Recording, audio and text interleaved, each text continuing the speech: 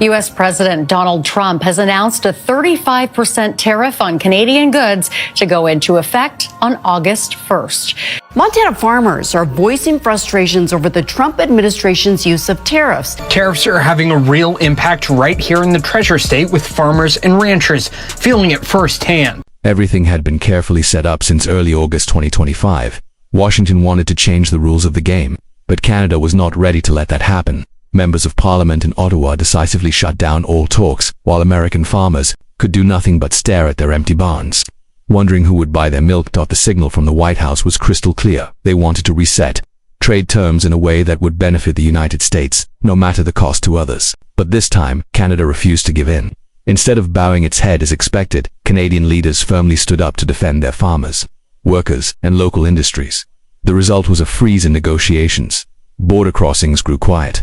Many export contracts were delayed or cancelled. Americans who had long depended on the steady flow of cross-border trade now faced growing stockpiles with nowhere to sell. In many rural parts of the U.S., where livelihoods had relied on dairy contracts with the North, fresh milk that could no longer be exported was quickly turning into a burden. Meanwhile, Canadian farmers closed ranks, supported strongly by their government to protect their home market and expand into regions beyond the United States. This was not just a tug-of-war over trade. It was a declaration that Canada would not be pushed into a weak position.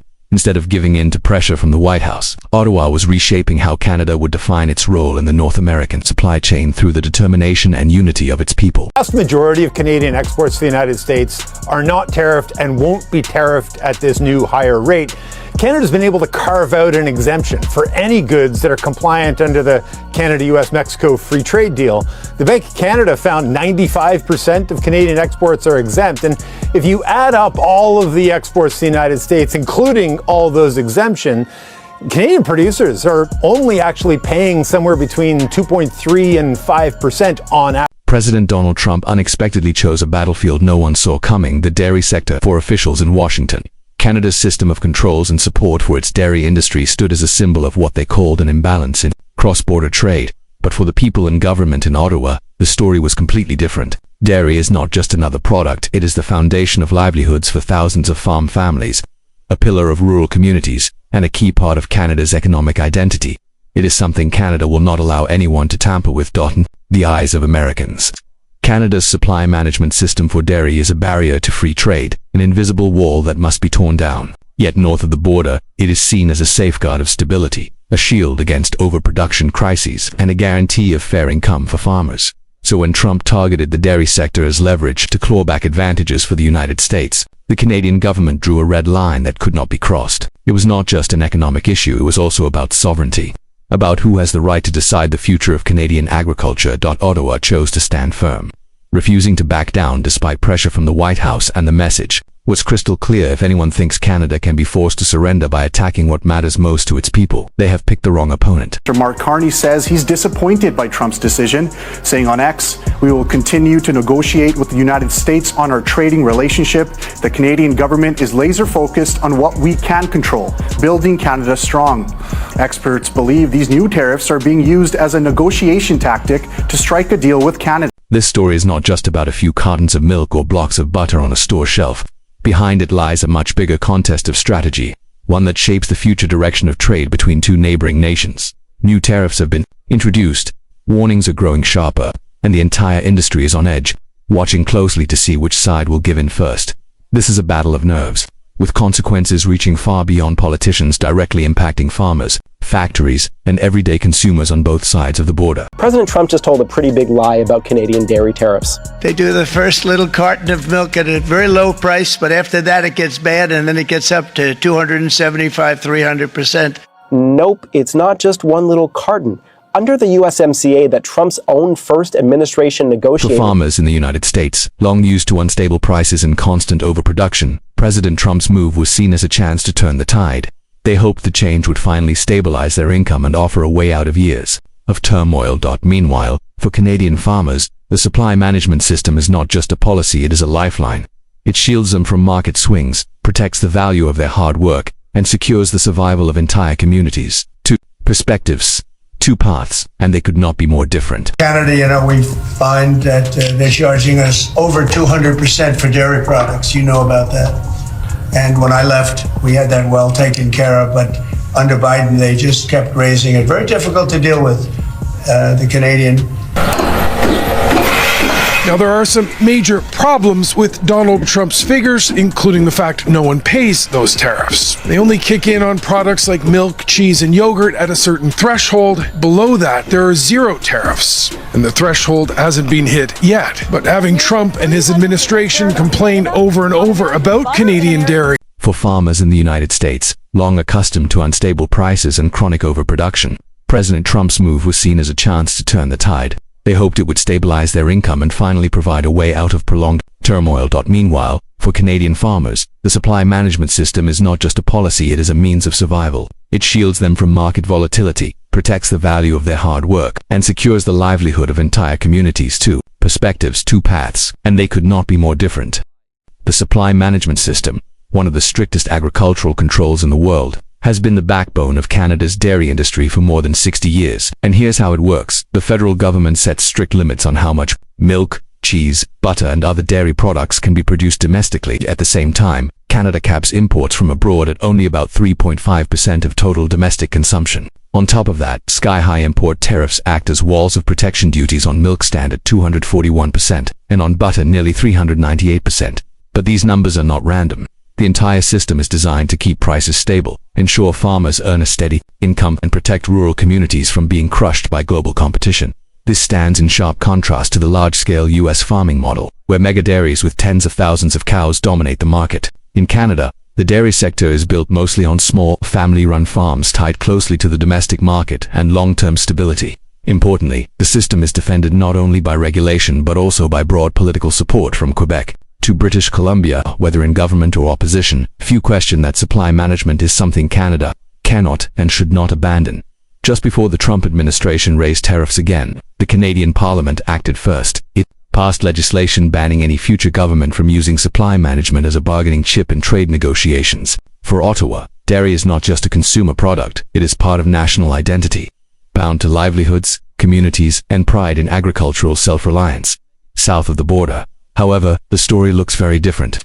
American dairy producers that generate far more than domestic demand can absorb, leaving the market stuck in constant oversupply. Prices collapse, debts rise, and farms teeter on the edge of bankruptcy. For them, exports are not optional, they are survival. In Canada, so close geographically and with solid purchasing power, seems like the perfect outlet. Yet, ironically, the tight walls of supply management have kept that door nearly shut. Even so, US companies still sell more than $800 million worth of dairy products into the Canadian market each year, while Canadian exports to the US remain capped at just $300 million. To Washington, that is proof of imbalance. To American farmers, it is a daily reminder of lost sales, stifled production, and blocked opportunities.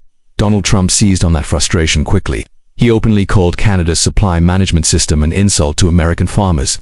In states like Wisconsin, Pennsylvania, and Michigan, where dairy carries both economic and political weight, Trump repeatedly promised to tear down barriers and give U.S. farmers fair access to the Canadian market. But behind those bold words lay a harsher truth. Even if Canada loosened restrictions, U.S. farmers would still face cheap global competition and crushing operating costs. And however tempting Canada's market might seem, its size was nowhere near enough to solve America's deep-rooted dairy surplus. Still, for struggling farmers, even the hope of a small opening was something to hold on to. By August 2025, Trump had run out of patience. He went all-in. When negotiations stalled and Canada stood firm, Washington raised tariffs on Canadian imports outside the USMCA framework from 25% to 35%. Officially, dairy wasn't directly targeted, but politically, everyone knew it was at the heart of the clash. Trump wielded tariffs as leverage, pressuring Ottawa to abandon or at least soften the system it had defended for decades. The White House's message was unmistakable: no compromise, no concessions. But Canada was ready. Only weeks earlier, Parliament had passed a law banning any future government from trading away supply management in international talks.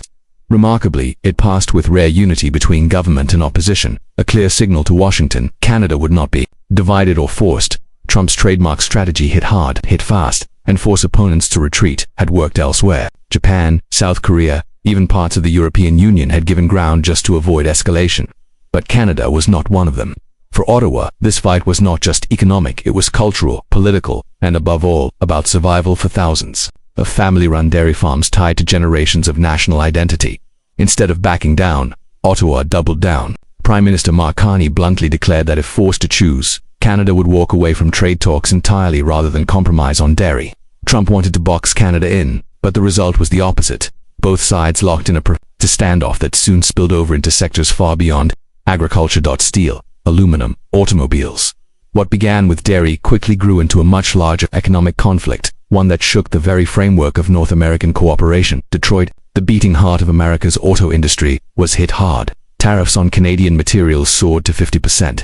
The fallout was immediate. In just one quarter, General Motors lost $1 billion in profit. Stellantis posted losses of $2.7 billion in the first half of 2025. Ford had yet to release its numbers, but analysts were certain the pain was the same. At first, automakers tried to reassure the public that it was only a temporary storm, but the supply chain was stretched to breaking point. Every car built in Michigan depended on dozens of Canadian parts. With each new tariff, costs climbed higher.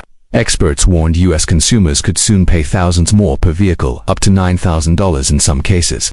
Buyers already felt the pinch. Affordable models vanished, electric vehicle production slowed, and suppliers across the Midwest began cutting jobs. The Center for Automotive Research warned that if tariffs lasted until year-end, total damage to the sector could hit $108 billion.